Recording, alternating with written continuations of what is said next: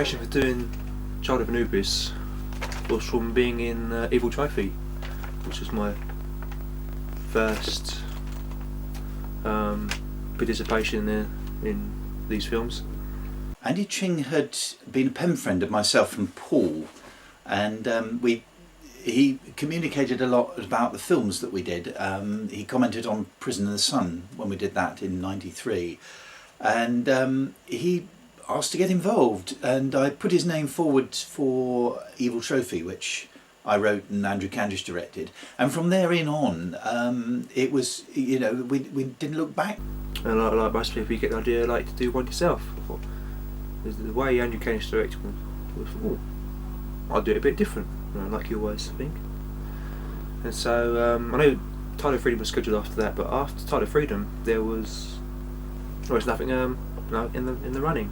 So inevitably, as with myself, he was very keen to get started with his own projects as well, and what better than the established team to work from. The first idea I came up with was had to be a mystery, actually, to give it a bit more, more appeal to us. You make it a fantasy. The script was very much, to my mind, like the kind of drama thriller fantasies that myself or Andy, who's only 1 or 2 years younger than me, actually grew up with. And because I got an interest in Egyptology, it became an Egyptian mystery. The kind of really good romping, imaginative stuff, where you learnt a bit about either science or history, and this was it really. It was good. It was a romp. Statue on the ground, and found out they'd been buried about 100 years previously. And coincidentally, at the same time, another piece had been found, and it all boiled down to reuniting the two pieces because they went together. That's been methodical. I came in April to stay with Nick, and one is off to the dentist one Thursday morning. I wandered around town with my Polaroid camera and took snaps of anything and everything that looked appropriate. Some fairly stock characters, but it makes, that's what makes a romp and makes the story work. And he was very hot on the story. I remember once it was finished, I remember ringing Nick. He was the good news. The scene breakdown is finished, but it's 97 scenes long and runs to 11 pages. What? We would talk about our projects that were fermenting, and I felt that we were a bit like two broody, expectant mothers talking about how big our bumps were. Nick, Andrew and Gareth had their first copies, at least the first half of the script, in early March. Also, writing it is one thing, but getting it printed out was another. Research was fairly easy, fairly straightforward. Basically I had to find the correct terms for the statue, which is simply nails, which basically is a task of flicking through one of my mini books, Discovering Ancient Egypt, and finding something similar to what I wanted to have and getting the name for it. First off, I must be the writer, write the story, put in whatever you wanted, and then come back to it as the director and say, well, how am I going to do this? But as I was writing it, whatever I thought of, I thought more or less straight away how we could do it. And if it seemed plausible, I left it in there. Out of all the kind of advice I try and remember that I've heard like writers say, the only one I definitely keep coming back to is Neil Gaiman, who just says, if you want to write, then write. There's no one way of doing it. But if you're going to write, you're going to have to write, so just write. There are, let's say, tentative plans, but there is an idea that the story was left open-ended for a sequel, and depending on how other projects go, if there is room for one, if I get one written basically, there will be a sequel to Child, which already has a working title of Born of the Sun, which was one of the original titles for Child. Originally it was going to be like a half-hour thing to be filmed in one day, as I said to Nick in more than one letter. I wanted to keep the characters down to a minimum, but as the story progressed and the the scene breakdown progressed to more than like 50, 60, 70 scenes. The character just grew a bit.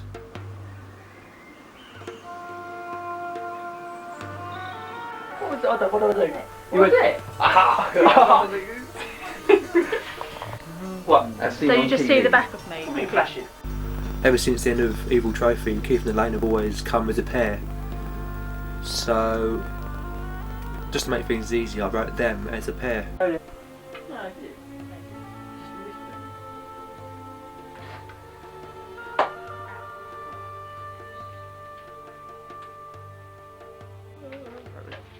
Title sequence. I couldn't learn all the lines because there was rather a lot of them, really. The problem with all these productions is that you're standing around for God knows how long, where you could be doing something more productive. But I find I get so bored hanging around that when it comes to doing it, I can't be bothered. You get you get a bit apathetic. No. So I mean, I couldn't give two hoops about Egyptology, to be honest. So I like Egyptology. I'm you? very interested in Egyptology. Yeah. Well, you used it, weren't you? I want to put that there so I can put my tea.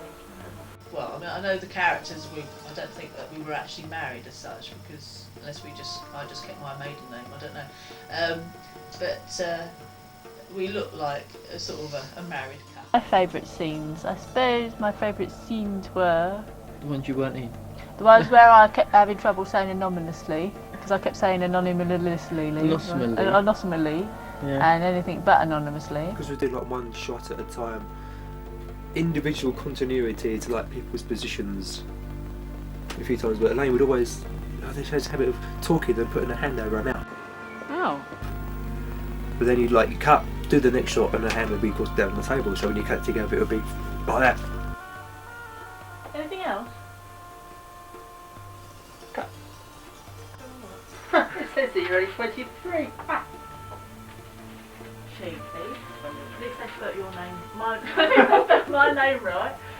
What? Where? Oh, very funny. Like it's a beauty. Originally, one day at my house to film all the scenes in Martin and Jennifer's house. All the rest to be done in Salisbury. You'll have to move. Can you? Yeah. Hang on. Put the other mat nearer the other one, then I can put them back because he's covered up his thingy. Yeah, like that. Yeah, that's fine. Yeah, just with it now. She's got the idea now. Okay. Now it comes through the speaking. Lisa, what's your PIN number? It was interesting to see how much we've all changed, or not changed, depending on who you are, but sort of. In the chair, please. Most of the scenes all on this side of him, so obvious. Oh, right, okay. That's the bit. Oh, that one's leaking. So he's gonna. Leak. This is a moment of history. And have a look at our little friend over there. I thought I did quite well remembering quite a lot of my lines, because I always found that a bit of a pain, because I didn't enjoy learning lines at all. But no, I didn't do too badly there. Can I just say anything else, and then you want me to say my other line? No. Hey, look what's on the telly. Quickly, turn the sound up. No, today, dear. Cut.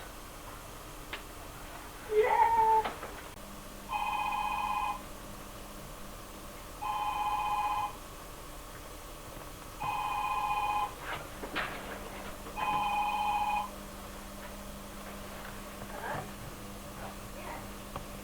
I planning out like each shot the day before. I'm more or less kept to what I wanted to do. The lines have gone out all over London. You take it down there. One take one action.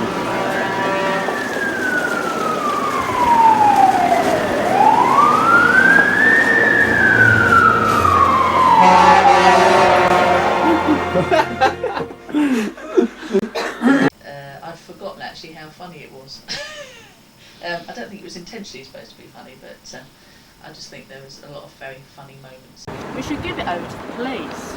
Yes, but what do we say when they ask us how we recovered it? Oh, we could leave it anonymous with this because I mean, one of my main memories was the fact that I just could not say the word anonymously in front of the camera. I was okay saying it off camera, but I just could not say it at all. And I shot one, take one. Stop laughing. Go for it. Cut. work out the actual skills what it took some doing, because actually nobody was available for every single day, except for Lisa.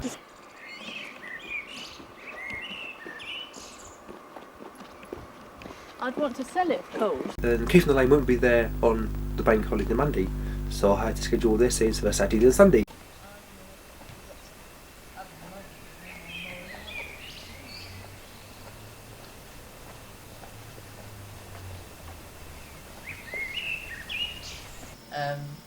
It was so blatantly obvious that we were reading the script. Done so to order, and no doubt for some anonymous collector. 32 shot for take 1 action. Does that mean I'm your Victor Watson? At the moment, you're my Moriarty. Now, please, will you shut up? I am quite interested in that sort of history of Egypt and the pyramids and Sutek and all the pharaohs. Yeah, just slowly, because he's supposed to be delicate, remember? Oh, is it? Oh, yeah. Okay, take 2 action.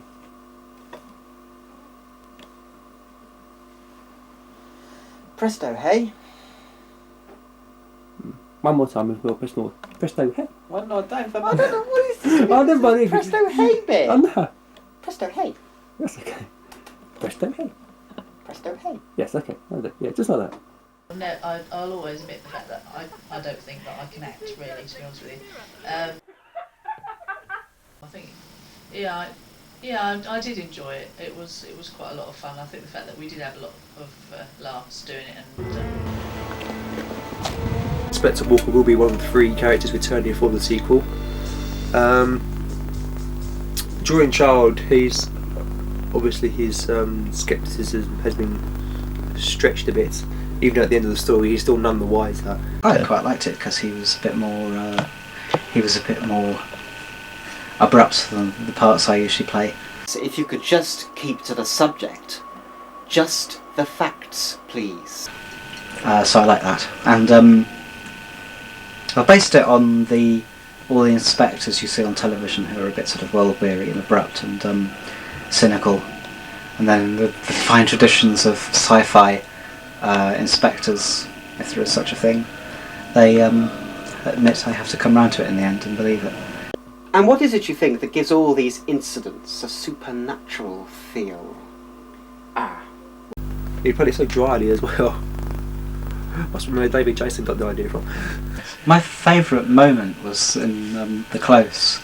We were doing this scene and Andy asked me to walk over to a car, as if it was the inspector's car, and as we were filming it, I reached the car and the real owner got in and drove off.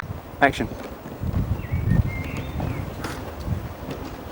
I enjoyed sort of being able to say, right, you do this, do that, don't touch anything, I've made a note of all the molecules in this room.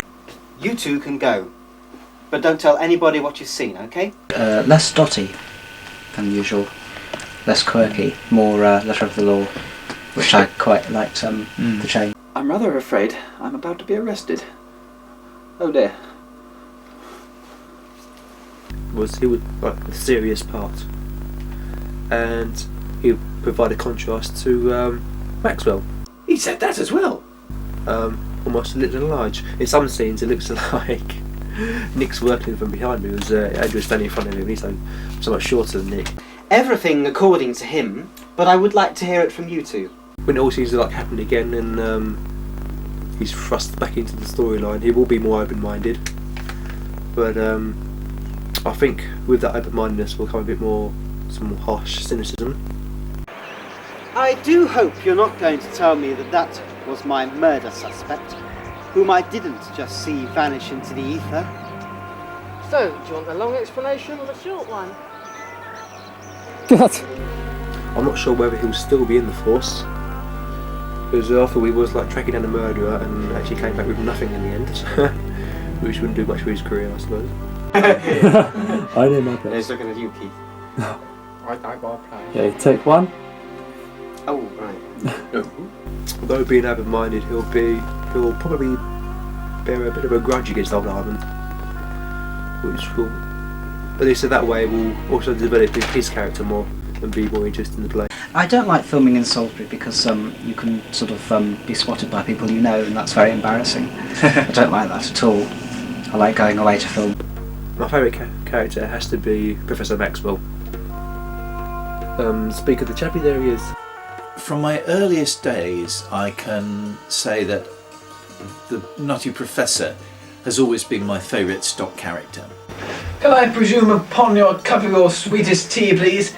Nick, because he always likes to go for the wild parts, so I'd make him an OTT academic type. In a way, I went around pretending I was a Nutty Professor, and that probably followed me into adulthood. I definitely wrote the Professor for Nick, because Nick's always going off at a tangent in the middle of sentences. I thought, yeah, that's the Professor. And as I was writing the Professor, I was thinking, yep, that's Nick. You surprise me. Having a part written for you idiosyncratically is both flattering and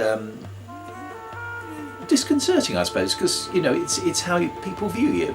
I don't know, his height, the way he sort of bounces around. I don't know. I suppose you get the impression of a teacher-like figure. Strong. Uncanny. Right, what was it exactly? He has it's his habit of not finishing the sentence before starting the next one, and not always keeping to the subject. That's what gave me the idea for Professor, and it worked perfect. And sometimes it's very difficult to deliberately play to that. I would be trying to interrupt myself like I do, and it didn't flow as naturally as I thought it would. I suppose the idea just came by looking at him, really. That guy do for Maxwell. But yes, he was an enthusiast. He wasn't a mad professor as such, but he was an enthusiastic veteran of his field, and I was absolutely passionate about Egyptology, and everybody sort of looked on with because of his eccentricities. If I could ask you to assist me in constructing a likeness of it, it would help me enormously in researching it. Gift of a part to play, of course. First eccentric professor I'd played in my adult life. Fortunately not the only one, but yes, that was the first grown-up prof I did. Nick's probably closer to Professor than he'd like to admit. I was in a play at the time. This actually affected my ability to learn the lines, because it was The Happiest Days of Your Life, which was my first play with the Alderbury Players locally. I'd not had such a big part before, and I almost pulled out because of the lines. And unfortunately, of course, if it never rains, it only pours. I had loads of lines for the Professor. And my first day, wouldn't you just know it, was the one where I was saying all these things about Egyptology and history and which god does what and why. And I couldn't learn it. Thought to be one of the guardians, the present Pharaoh. You can't say fairer than that. Because I had a head full of Happiest Days of Your Life, which finished only the day before. Okay, action. Oh no, the ancient Egyptians didn't go in for that sort of thing. No. But I was literally on the train going down on the day, learning my lines and saying, now, of course, there were 3 gods, there were 12 gods, and of course, each one. Blah, blah, blah. In the script, he was intended to have a loud waistcoat, which was to be like his attempt at high fashion, whatever high fashion actually means.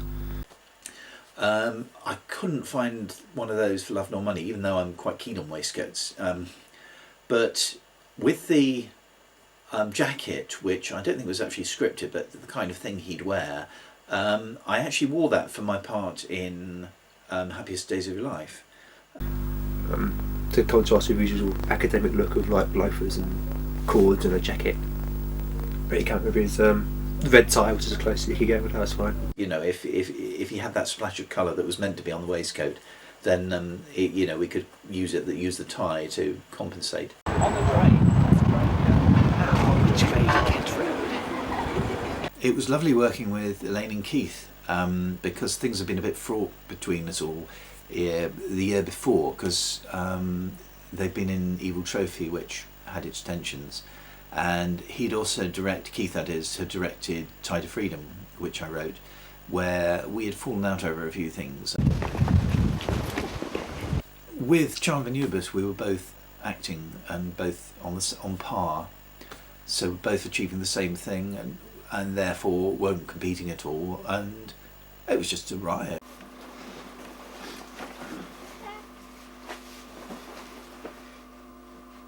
It was always great fun to act with. Keith didn't really enjoy acting when he came back for the films. I think he decided that maybe it wasn't for him. Just the two of them. I think they had about 1 or 2 lines each, but because Keith had to do an overreact to a hand on the shoulder, it was every time he went and turned man, they just burst out laughing.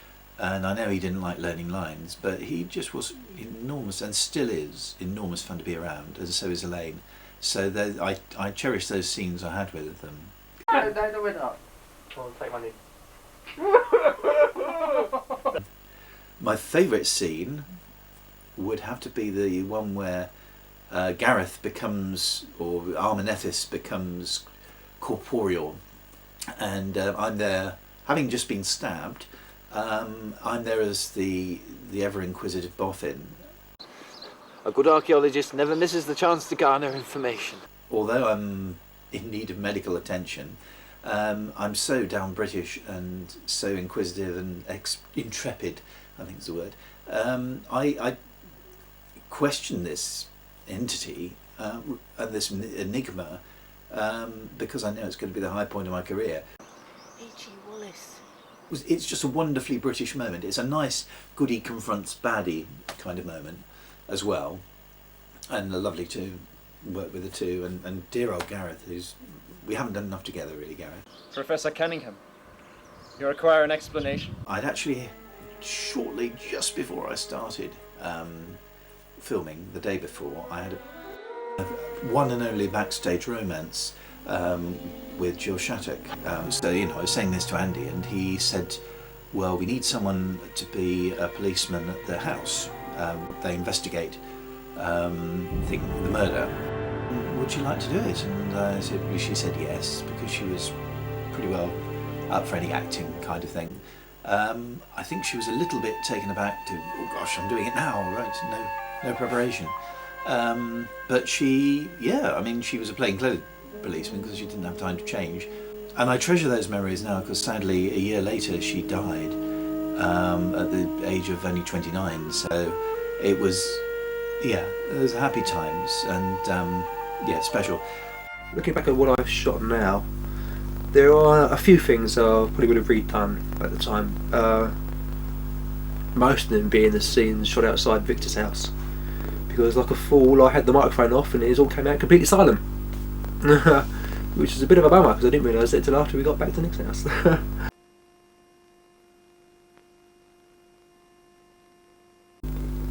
Oh, Maxwell there. That's one of the scenes with no sound. Anybody know where Professor Cunningham said he was going? When it comes up. Oh, when it comes up. So all we need is the sound for the picture. Nick, have you seen my lines? Lisa was a late addition because she originally wasn't going to be in it because she was writing The Return, and the idea was to do this short, quick one while she was doing it. So apparently she only actually appeared in 2 scenes. So I also gave her a couple of cameos, silent cameos, as the nurse at the nursing home where Gareth starts off and as Andrew Kench's silent partner. So that's why you only see the back of her head. Cut. Worked out quite well because by the time she came to play Anne, I think it was June when we did those scenes. She had her hair done. You got me going in and Jill coming out, and neither of us looked like forensic scientists. She asked me why she wasn't in it. So, I'll find somewhere for her. Originally she was going to be a newspaper reporter who was following the story, but then that would be far too similar to Inspector Walker, so that was dropped in favour of her being Anne Highcroft, which is Maxwell's boss, the curator of the museum. She didn't seem to be on the same sort of wavelength as the professor. I don't know whether that's because of course with administration work you come with all these, you've got to get your money and all this sort of thing, and it gets away from being an archaeologist. You're not an archaeologist anymore, you become a number cruncher. And that's what she intended to be when she started out. Yeah, you The artifact was made by Peter Dickinson, who played the newsreader Matthew Donnelly. Don't ask me where I read that name up from, was it? The expression was taken from some old duff black and white photo. I cobbled together the design for the Anubis and Naos, which is the correct term. It's has come apart slightly since, and it was looking back Michael over your hands when you pick it up. It was fits in the hand quite stably. It's a bit like a medieval trophy running around with the albatross under my arm. This one actually have a huge making film, and at the end of it you have like souvenirs left over. But there we have old what's his face? Anubis. And inside, I'm not sure if the whole thing or just this part is called the Naos. And inside sits the little figure of supposedly Armin. And it's it's still survived quite well.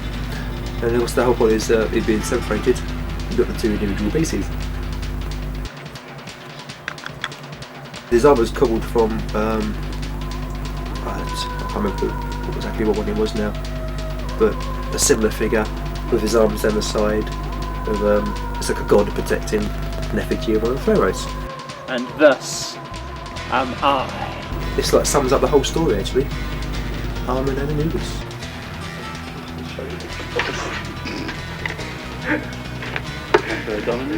That's the logo was there behind him. He was quite pleased with that. He did really well. It was quite funny. He walked past it. It doesn't make the scenery should be behind the camera. I don't know. I thought it's okay. You can look directly at the camera and see your lines.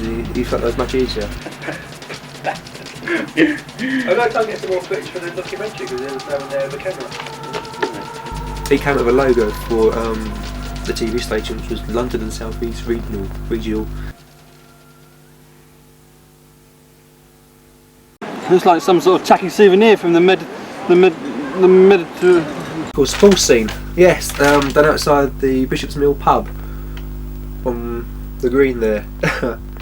On the table, exactly in the middle, surrounded by loads of punters, and nobody batted an eyelid. And I had to buy my own pint for the prop as well. I was quite surprised that we managed to get away with sitting in a pub garden with video cameras, and I would, as I've got my own projects where I am in the front all the time, I suppose it doesn't hurt me to play cameos now and again. There's a shot where it looks like Paul's got smoke coming out of his ear. Shot 12, take 1, action. The last person to be cast in Child was Victor Spencer. Shot 2, take 1, action. Mustn't hang about. Got to get rid of it quick. But it was upon seeing Measure for Measure on whatever night it was, the first night, I think, that Toby Spann sort of appeared on the scene, as it were. I thought, so I just put it to Nick, what do you think of the chances of asking Toby for you? And Toby Morley said, yeah, sure, no problem. Like this shot right here, done in one, as they enter the pub in one door. Oh, Victor's leaving the pub by the far door. That was done in one take. I was very pleased with that. And although his appearance wasn't quite of the scrappiest man in Salisbury, he did a great job as Victor. And in one of the scenes where he's described as a face like a rat, I forgot to ask him to put that sort of expression. But, If you can get personal, mate, then I can get dangerous. Although he doesn't quite fit the script's description of Victor as what's mentioned in the script, he does fit the character quite well. Action. And he died a nice death as well. Gareth, ever since watching Prison in the Sun, he didn't have a lot to do then, and then again in Evil Trophies, he said in his documentary for that, he didn't have a lot to do just the one day. I really wanted to give him a decent part. It was my wish for power and immortality. If I make him almost like the star bad guy, where it didn't quite work out that way, so that's why I'm still planning the sequel. He didn't get to show his worth until the end. I am Amenethus, high priest to all the pharaohs, and leader of the Children of Anubis. Although, because it was Anubis, he wasn't actual Anubis, he wasn't like the god thing, but he was some kind of powerful, typical, mysterious Egyptian figure. I think it was a villain who was one of these villains who you could kind of see their point of view, his history and the kind of history he'd had. I think there was a lot of frustration in the character, which actually made you feel quite sympathetic. As in the context of the story, the character wasn't whole, it was just his spirit. He still needed to get the two pieces together, as we're about to see here, for Armand to be whole again. I thought, yes, a villainous part, and like an all-out villain. So it wasn't like Prescott in Child of Freedom, where it was like the big twist that he was actually up to no good. But this was a proper sort of, you knew this was the bad guy right from the word go. The hardest part was actually finding a name for Armand himself. Was you take away all the kings and the queens, you don't get any everyday Egyptian names. He's ended up being a bit of a bastardisation of two names. Armand, actually, you sounded quite right. It's almost is easy to say. You could shorten it just down to the one word from two names. It seemed very, very sort of Hollywoody. Nephis was something different entirely. Nephis was like the second name of the queen, so Nephis was actually a female name. Well, it was all quite typical fantasy tropes of powerful being trapped in some kind of effigy. And being kind of partially released but not completely free of his prison. The other thing was placing Armand in an appropriate time during the dynasties where he could have overseen more than one pharaoh, which is all what I wanted in the script. I said that Armand's completely made up, so that makes him as close to Egyptian mythology as I am. I started off trying to do an Egyptian accent, but it didn't start off particularly strong. Second and then first. Action. Had his reasons for wanting to come back. Obviously, he felt quite. He was betrayed, and it was like his second chance at life. It was actually very, very nice to play a sort of an immortal character. Couldn't do this right the first time, so I'm going to try again a second time, folks. And he was obviously quite determined to get his own way.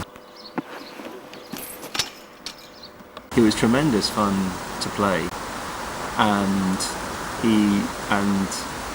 I loved the whole final confrontation.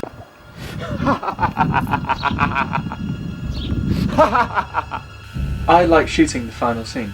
I have no like or trust for your kind. Filmed in my back garden in Waynalong Road in Salisbury. Somehow you got from Cathedral Close to my back garden. I did like filming the sort of prologue bit before the titles as well. Black and white segment in Cathedral Close. I really enjoyed that.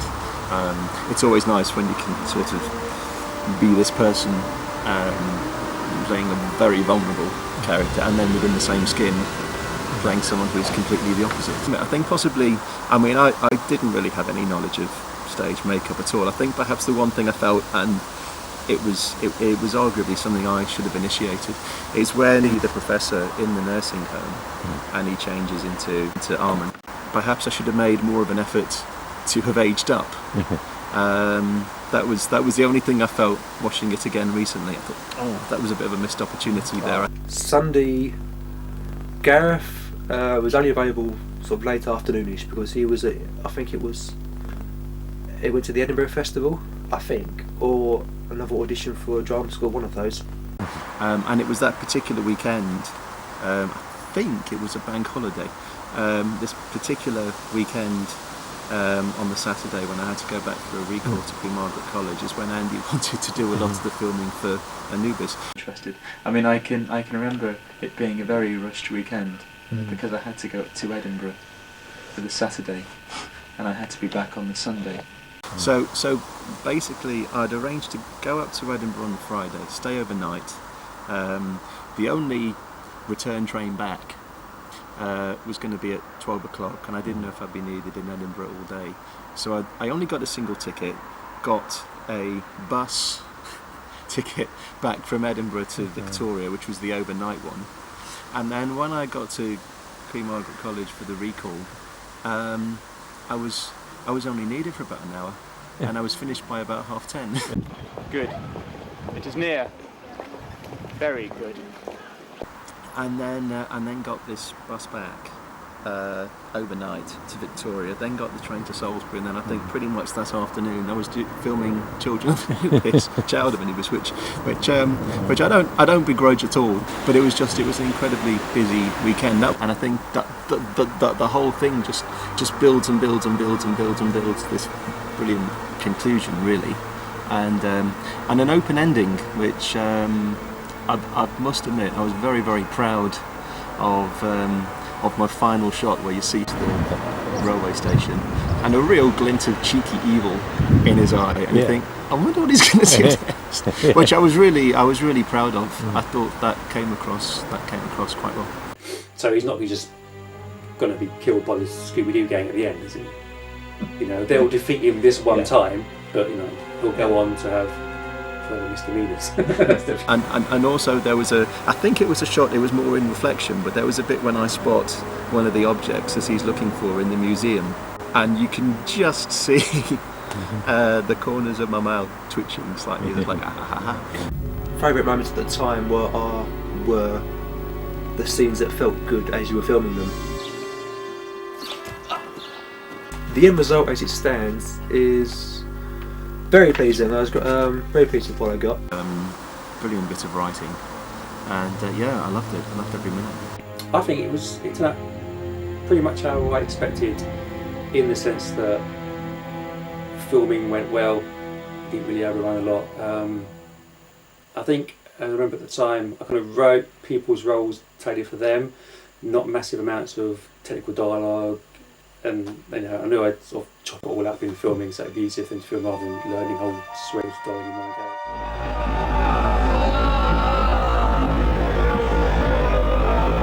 I actually was 26 when I played the Professor, and I think in the script, if I remember rightly, he was supposed to be 51, early 50s. So in actual fact, I've always said if there's a sequel, which I'm still hoping there will be, because I think it makes no pretensions about the fact that a sequel could be possible.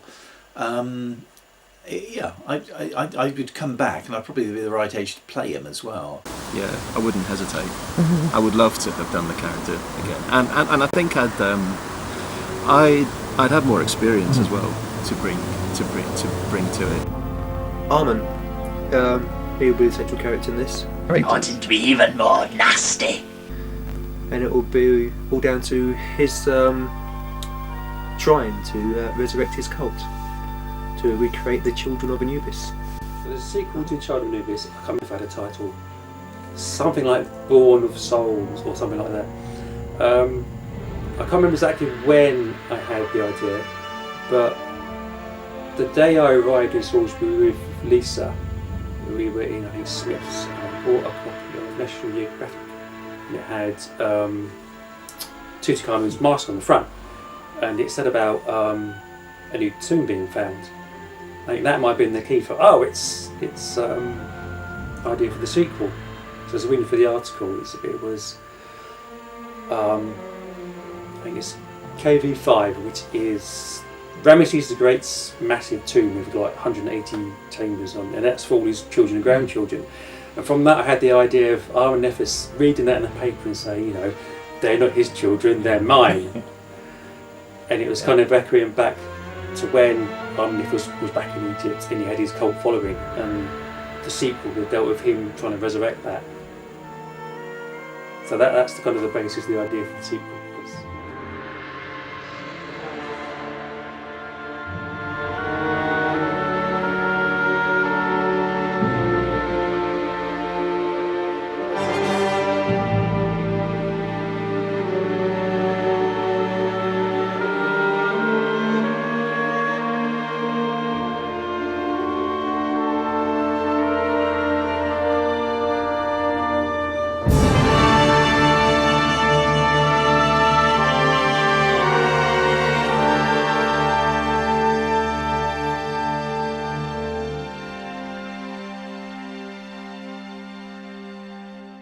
in a nutshell?